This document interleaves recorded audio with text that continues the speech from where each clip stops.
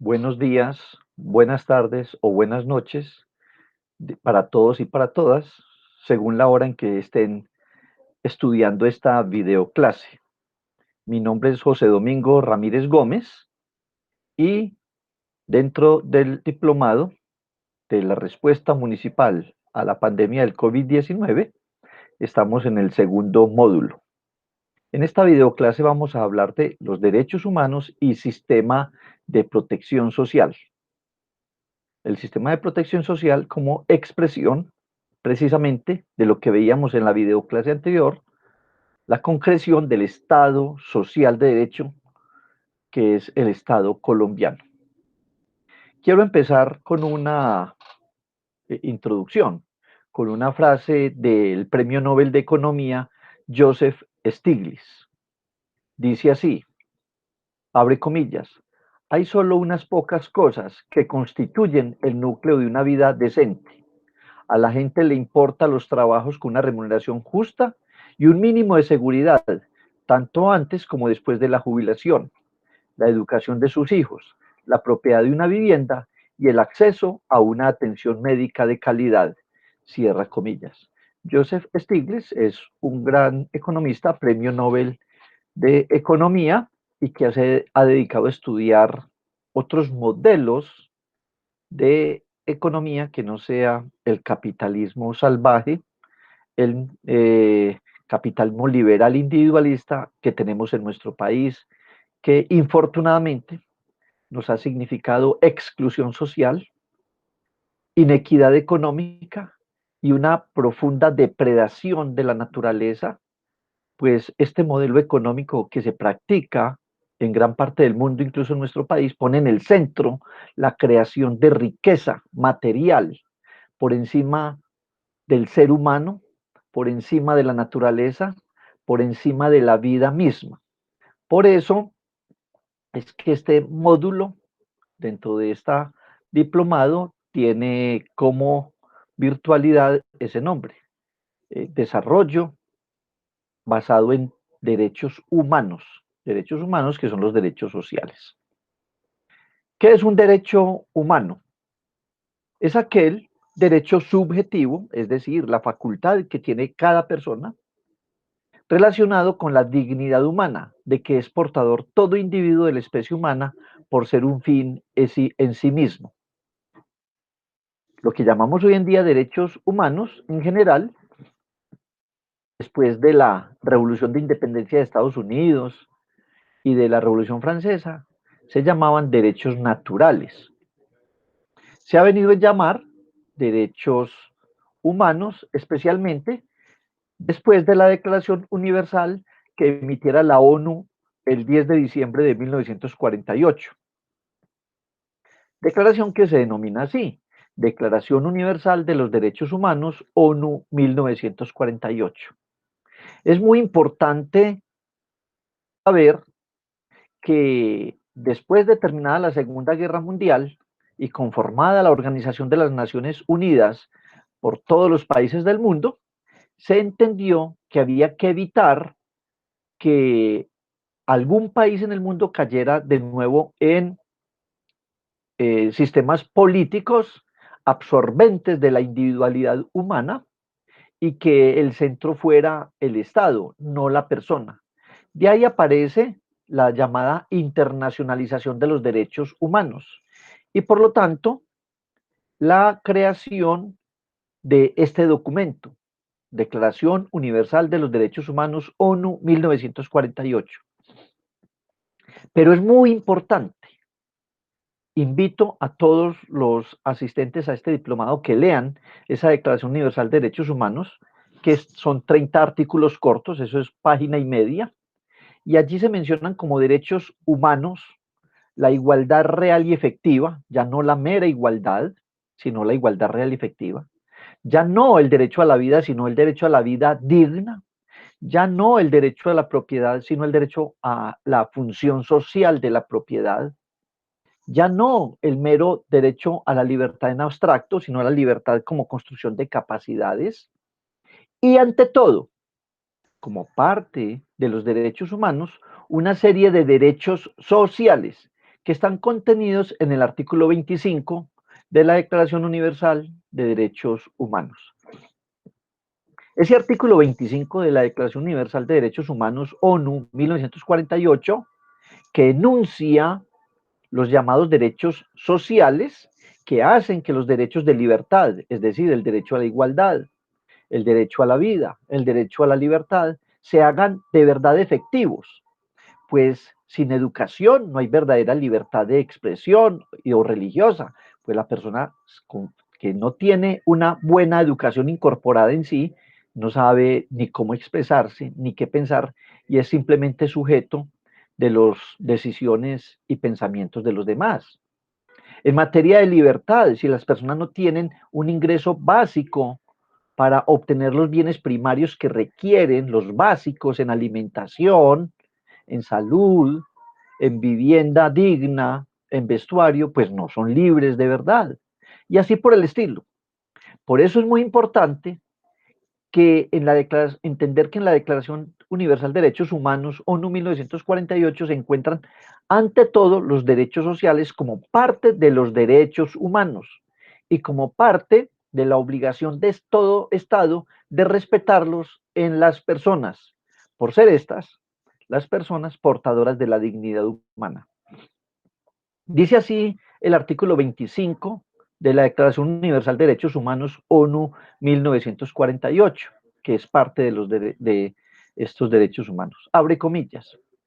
Toda persona tiene derecho a un nivel de vida adecuado que le asegure, así como a su familia, la salud y el bienestar, y en especial la alimentación, el vestido, la vivienda, la asistencia médica y los servicios sociales necesarios. Tiene asimismo derecho a los seguros en caso de desempleo, enfermedad, invalidez, viudez, vejez y otros casos de pérdida de sus medios de subsistencia por circunstancias independientes de su voluntad. Cierra comillas. Hasta aquí el artículo 25 de la Declaración Universal de Derechos Humanos, que enuncia los derechos humanos de carácter social. Derechos humanos de carácter social que son tan importantes, al mismo nivel de importancia que los derechos humanos de libertad. Las comités de seguimiento de los derechos humanos de la ONU, la Corte Interamericana de Derechos Humanos y otros órganos internacionales han indicado que los derechos humanos son interdependientes e indivisibles. Por eso no son más importantes los derechos de libertad, de vida y de igualdad que los derechos sociales. Están al mismo nivel de importancia. Y es más, como lo acabo de indicar, para que efectivamente los derechos humanos de libertad, de vida, vida digna, de igualdad, igualdad real y efectiva, de propiedad privada como función social, etcétera, se realicen efectivamente, se necesita que el Estado garantice los derechos sociales que acabamos de leer. Derecho a la salud, a la vivienda digna, a la seguridad social en caso de enfermedad, invalidez o vejez, alimentación, vestuario, etcétera. Es importante entender que a partir del 4 de julio de 1991, nuestra constitución política, al integrar el concepto de Estado social de derecho, integró como núcleo central de ella, de la constitución, los derechos sociales, los derechos humanos de carácter social.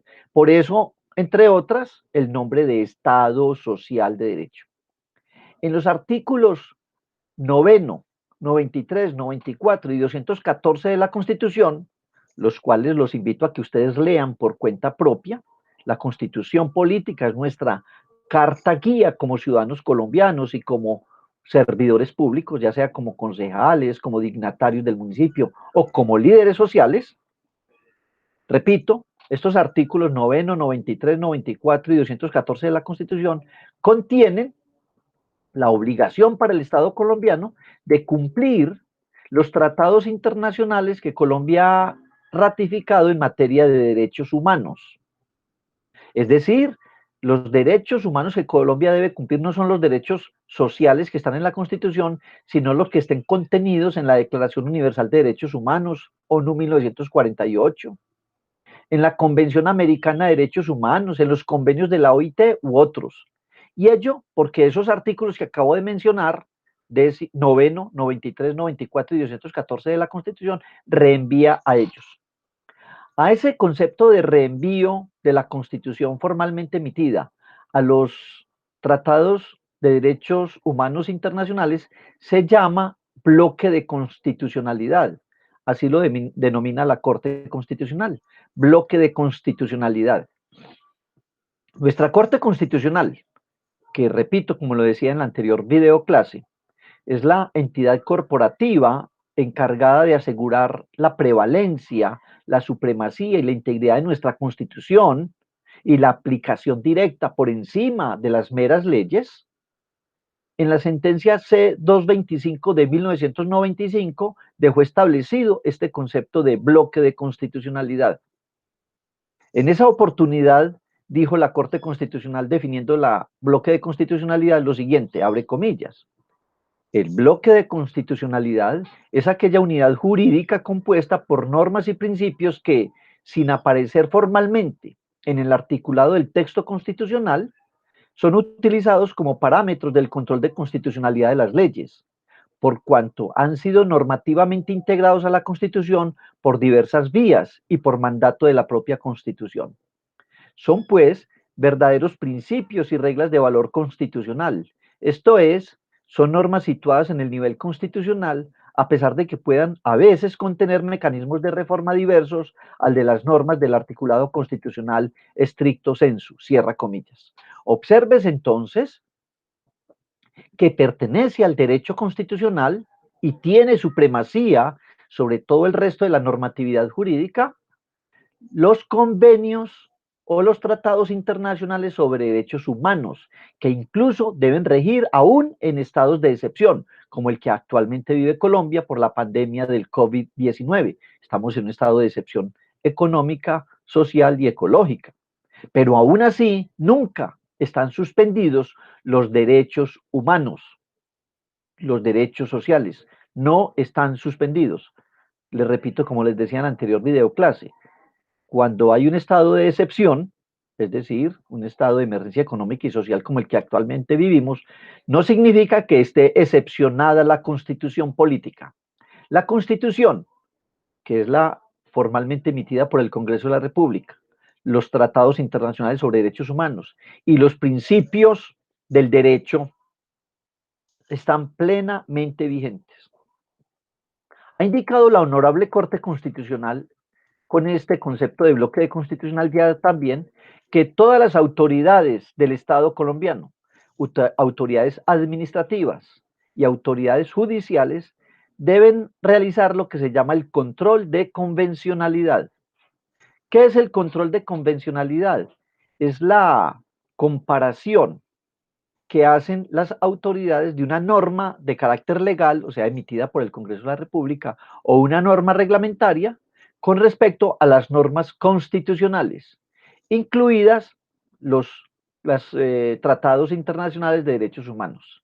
Si la autoridad sea administrativa o judicial, el administrador público como un alcalde, un secretario de despacho, o un juez o un magistrado, observan que la ley o el reglamento violentan la Constitución, el Tratado Internacional de Derechos Humanos o el principio jurídico, esa autoridad administrativa está obligada a darle preferencia a la aplicación de la Constitución. A eso se denomina control de convencionalidad. Ha dicho la Corte Constitucional en varias sentencias sobre el control de convencionalidad lo siguiente: las autoridades judiciales han de adoptar medidas para garantizar la protección de los derechos y para tal fin han de tener en cuenta los tratados internacionales sobre derechos humanos y deben observar de igual modo las interpretaciones que de los mismos efectúen las autoridades competentes. Cierra comillas. Esto lo dijo en la sentencia T-576 de 2008. Recuerdes que en las sentencias T son las emanadas de las acciones de tutela y las sentencias C, es decir, que tienen la letra C al principio, son sentencias emitidas en la acción pública de inconstitucionalidad que puede prevalecer a realizar cualquier ciudadano. Se debe tener en la cuenta que también las autoridades administrativas deben aplicar el control de convencionalidad, porque el Estado es uno solo, somos un Estado unitario. Y todas las autoridades, incluidas las administrativas, como los alcaldes, los secretarios de despacho, el personero, etcétera, comprometen al Estado internacionalmente si no cumplen con los derechos humanos y los tratados sobre derechos humanos. Muy bien, preguntémonos ahora qué es el sistema de protección social en nuestro país. Sistema de protección social, que es la concreción en la práctica, en la realidad, de lo que en la Constitución llamamos Estado Social de Derecho. Y debemos indicar que el sistema de protección social es un conjunto de políticas públicas que emprende la sociedad política y jurídicamente organizada, a la que llamamos Estado, Estado central y Estado descentralizado, como los municipios, para dotar a sus habitantes, a las personas que viven dentro del Estado, de los bienes primarios o básicos para una vida digna y decente. La dignidad humana, la solidaridad, son elementos centrales del Estado Social de Derecho. La Ley 789 de 2002, en su artículo primero, inciso primero, definió el concepto de sistema de protección social y lo definió de la siguiente manera, abre comillas. El sistema de protección social se constituye como el conjunto de políticas públicas orientadas a disminuir la vulnerabilidad y a mejorar la calidad de vida de los colombianos, especialmente de los más desprotegidos. Cierra comillas. Obsérvese cómo esta ley, ley 789 de 2002, que los invito a que la conozcan y la lean, para hacer en la práctica prevalecer el Estado Social de Derecho, nos define el sistema de protección social como conjunto de políticas públicas. Esa es una dimensión objetiva. Y la dimensión subjetiva del sistema de protección social es la exigencia, la facultad que tiene cada persona de solicitar a las autoridades administrativas que cumplan con ese sistema de protección social, es decir, el acceso real y efectivo a la educación, a la salud, a la vivienda digna, a una alimentación básica si no tiene cómo proveerse, a un acceso a la propiedad urbana o agraria, etcétera. Dirigirse a la autoridad administrativa y si no, dirigirse a la autoridad judicial para que lo haga cumplir. Es por eso que la Constitución y las normas contienen un sistema administrativo y un sistema judicial o jurisdiccional para hacer valer los derechos humanos sociales y el sistema de protección social. Vamos a dirigirnos en estos minuticos un poco al sistema administrativo de protección social, al procedimiento administrativo, que está enunciado y ampliamente desarrollado y reglamentado en la Ley 1437 de 2011, que se llama Código de Procedimiento Administrativo y Contencioso Administrativo, que es la reglamentación de las actuaciones de los ciudadanos ante los servidores públicos y de los servidores públicos frente a los ciudadanos. Esa es una norma muy importante, el Código Contencioso Administrativo, Ley 1437 de 2011. ¿Por qué se vio el constituyente primario del 91 y las leyes que lo reglamentan obligadas a desarrollar mecanismos administrativos y judiciales de hacer cumplir los derechos sociales? Vamos a decir lo siguiente, es que la rama ejecutiva del poder público, entiéndase el presidente de la República, los gobernadores y los alcaldes, en general, no quieren, no les gusta, les irrita en exceso cumplir con la constitución política en materia de derechos sociales fundamentales. Y ello por una razón simple y poderosa, pero infortunadamente mezquina e inconstitucional. Les quita recursos financieros para nóminas paralelas, para la contratación de obras públicas que no agregan valor a la vida en sociedad, es decir, obras públicas a veces insulsas, pero que los publicita mucho, tipo remodelación perpetua de los parques municipales, aunque se encuentren en perfectas condiciones, o les quita recursos para viajes y capacitación en lugares exóticos tipo San Andrés Islas, entre otras múltiples e ineficientes utilizaciones del erario público. Aparte, infortunadamente, de la vena rota que significa en nuestro país la corrupción que padecemos. En la visión cortoplacista de nuestra administración pública no existen conceptos constitucionales como capital humano, capital social, dignidad humana, política pública social, inclusión social, equidad económica, participación de todos en la vida económica y social de la nación. Es por lo anterior, por lo que se hace imprescindible aprender a utilizar las herramientas jurídicas para la justa exigibilidad y materialización de los derechos fundamentales. Tales instrumentos jurídicos son el procedimiento administrativo y el proceso judicial constitucional.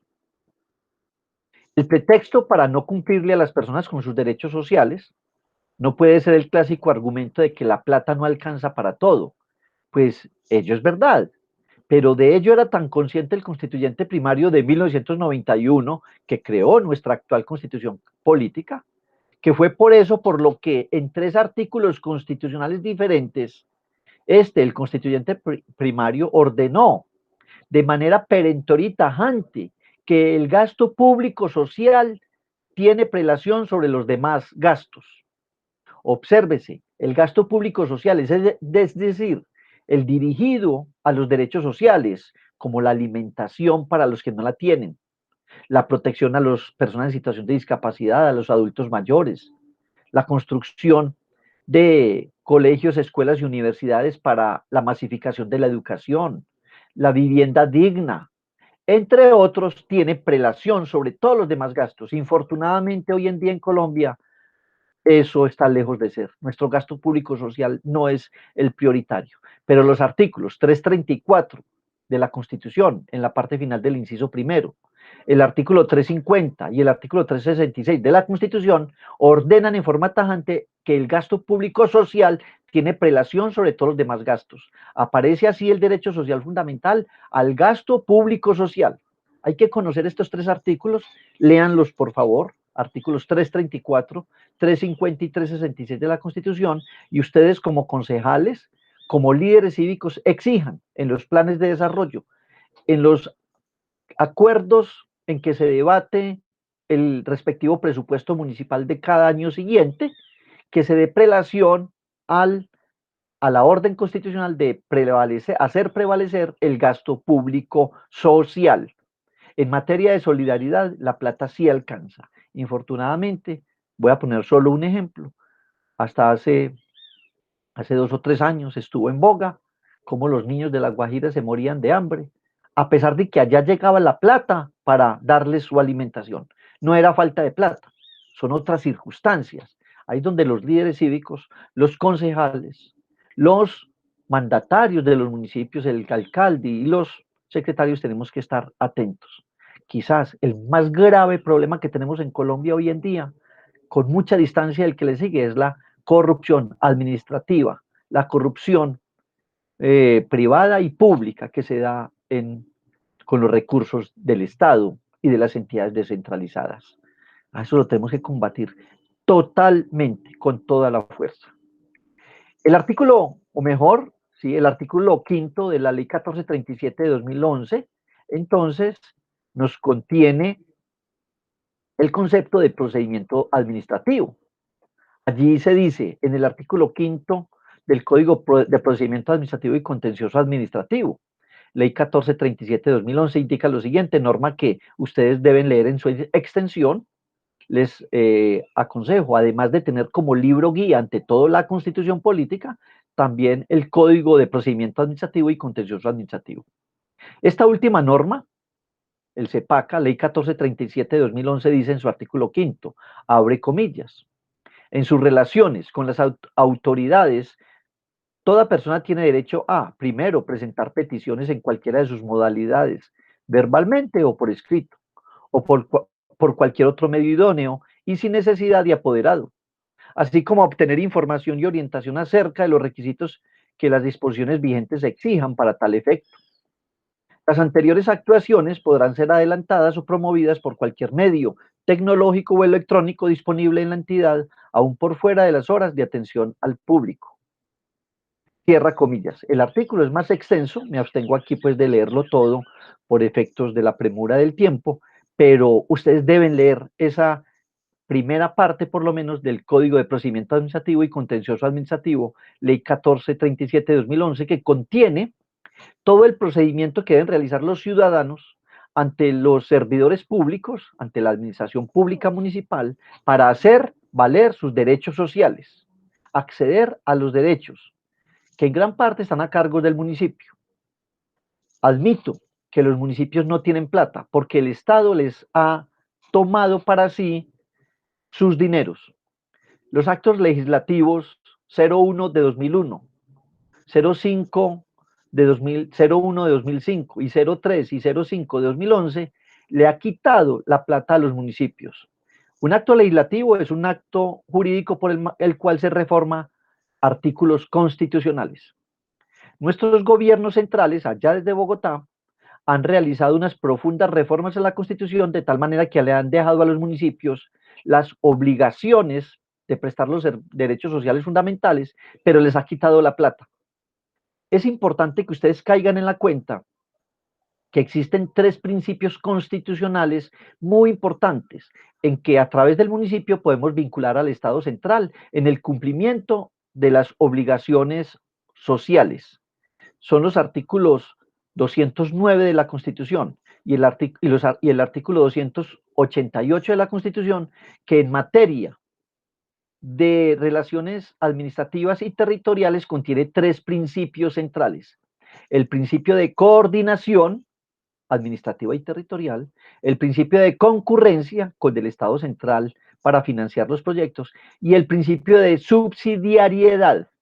Quiere decir que si el municipio no alcanza a tener dinero para cubrir los derechos sociales fundamentales de las personas, podemos integrar al Estado central.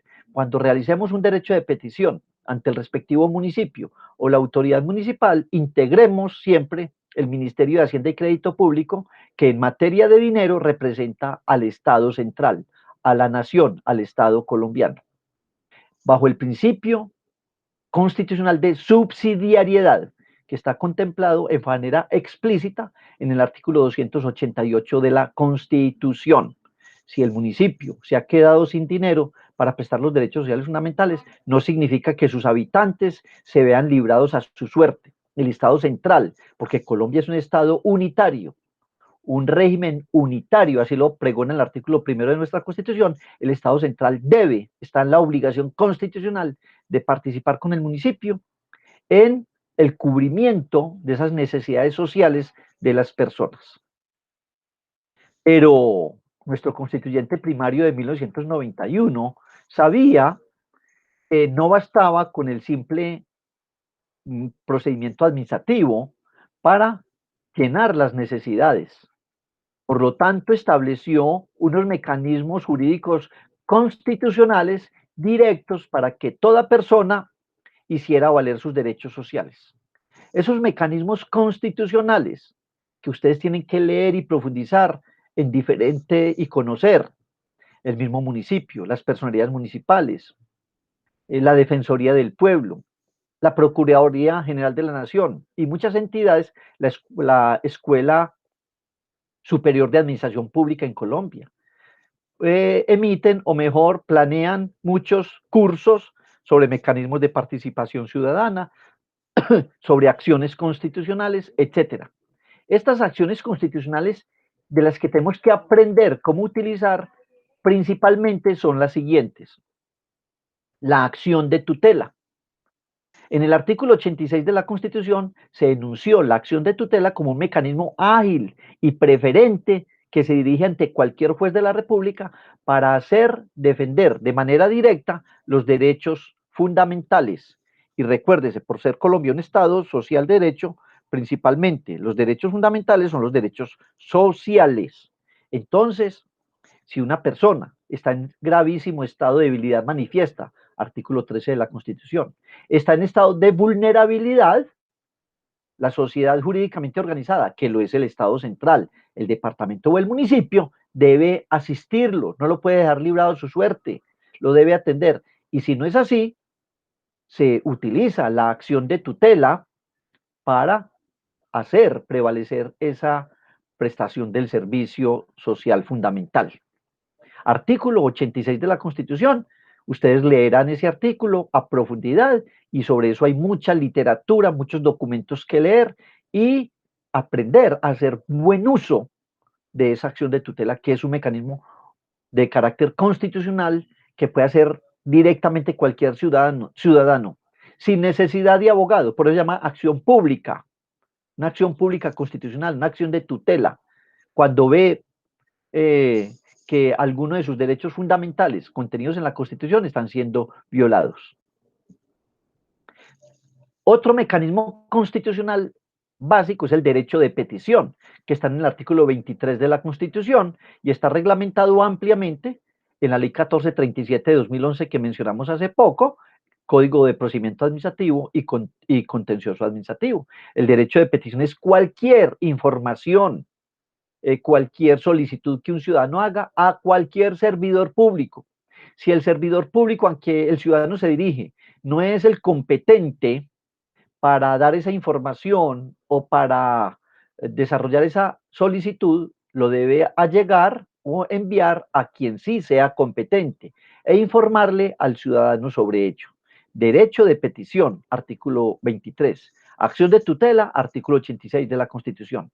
Un tercer mecanismo constitucional muy importante para hacer prevalecer nuestros derechos sociales es el contenido en el artículo 4 de la Constitución, en el que dice que la Constitución es norma de normas y que si cualquier otra norma de carácter inferior a la Constitución, como la ley o como un decreto reglamentario o aún un decreto como que emite ahora el presidente de la emergencia económica y social, violenta la Constitución, podemos, en un proceso judicial ordinario, incluir la petición al juez o al magistrado de que se inaplique ese decreto con fuerza de ley incluso, o esa ley para que se le dé preferencia a la aplicación del derecho constitucional.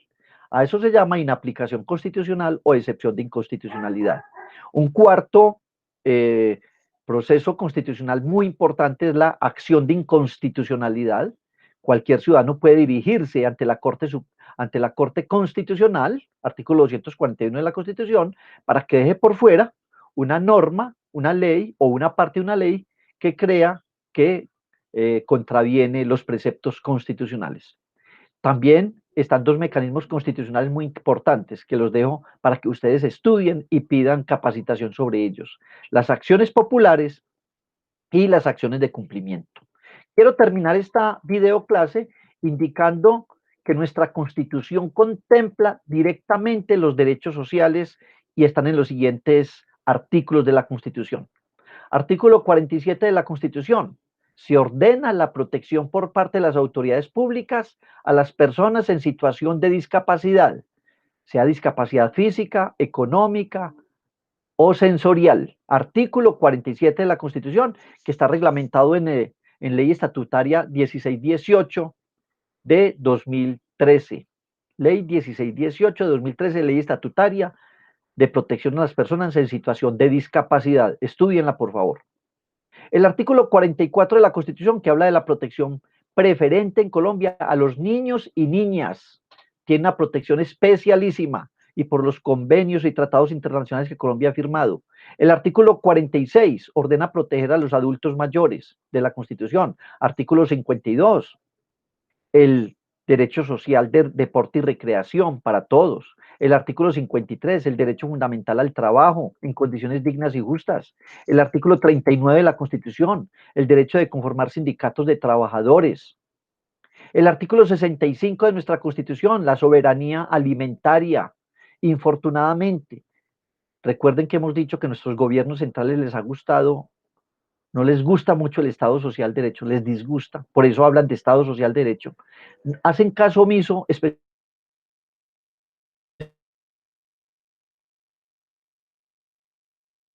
alimentos la importamos de otros países, siendo Colombia un país privilegiado con tierras inmejorables para amplia producción agrícola.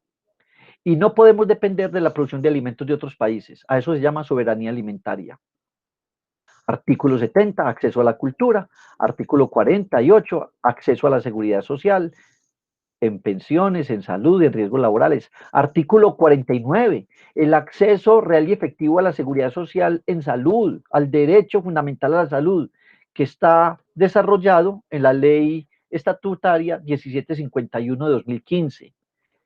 Derecho social fundamental a la salud. En Colombia se entregó la salud a entidades privadas que llaman empresas promotoras de salud y dejaron acabar la salud pública. Por eso en esta pandemia del COVID-19 estamos metidos en graves problemas, entre otros, porque la EPS tiene que esperar que la persona esté muy enferma para atenderla, cuando la salud pública es la atención previa, la prevención de la enfermedad. En Colombia no se hace prevención de la enfermedad porque hemos abandonado el concepto de salud pública que tenemos que retomar, y ustedes en sus municipios tienen que exigir que se retome el concepto de salud pública. Artículo 51, derecho a la vivienda digna. Artículo 54, derecho social a la habilitación para el trabajo. Artículo 67 de la Constitución, derecho social a la educación. Artículo 64, que es muy importante, el acceso a la propiedad agraria de los campesinos. Artículo que se ha venido desconociendo en forma flagrante, y por el contrario lo que hemos asistido en los últimos 25 años es a una concentración grave de la propiedad agraria, una expulsión de los campesinos por la fuerza a través de grupos armados llamados paramilitares, y donde infortunadamente los latifundios han ido creciendo en nuestro país, de espaldas a lo ordenado por la Constitución política. Dice así el artículo 64 de la Constitución, que es propia del Estado Social de Derecho, y para que ustedes lo lean, lo profundicen y lo hagan valer en sus territorios, exijan al gobierno central que se emita una verdadera ley de reforma agraria. Dice así el artículo 64 de la Constitución, abre comillas: es deber del Estado promover el acceso progresivo a la propiedad de la tierra de los trabajadores agrarios en forma individual o asociativa, y a los servicios de educación, salud, vivienda, seguridad social, recreación, crédito, comunicación, sí, comunicaciones, comercialización de los productos, asistencia técnica y empresarial, con el fin de mejorar el ingreso y la calidad de vida de los campesinos, cierra comillas.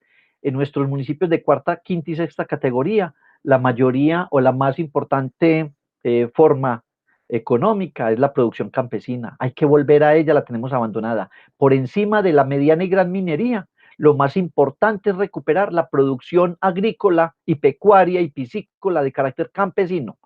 El minifundio, como en el caso de la histórica colonización antioqueña, proceso histórico que ustedes deben leer porque fue una de las reformas agrarias más exitosas que ha existido en el mundo, no sin mucho problema.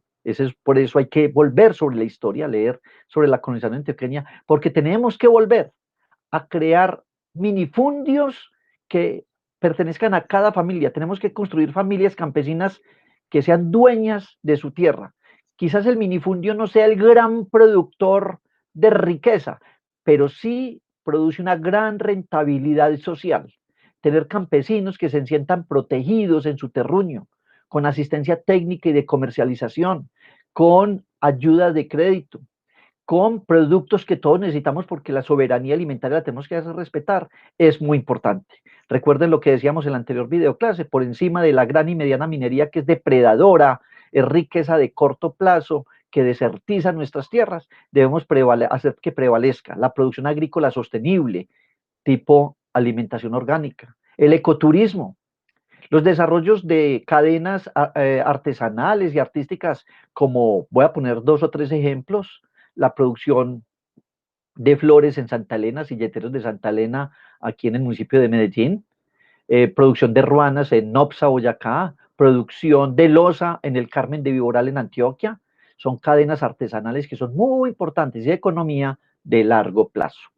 Quiero terminar acá entonces indicando que el Estado Social de Derecho es una construcción por la que tenemos que velar todos los colombianos, y ustedes, directivos de los municipios, alcaldes, secretarios, concejales, líderes sociales y todas las personas interesadas en que construyamos un verdadero Estado Social de Derecho, debemos entender que esto es una tarea y una lucha diaria. Hay una contrarreacción constitucional muy grande en el país, e infortunadamente a quien no le gusta la Constitución, a esos grupos económicos y políticos muy poderosos, hoy en día están asentados en el Estado central. Por eso escuchamos al presidente todos los días hablando de Estado de Derecho. No lo escuchamos hablar de Estado Social de Derecho. Hay que corregirlo cada que tengamos la oportunidad y decirle: señor presidente, es Estado Social de Derecho, y exigimos que los derechos sociales estén por encima de toda otra posibilidad y que el derecho fundamental al gasto público social sea verdaderamente prioritario. Muchas gracias, una feliz mañana, feliz tarde o feliz noche para todos. Nos vemos entonces en la foro sincrónico y en los foros virtuales, a cuales los invito a que participen asiduamente. Muchas gracias.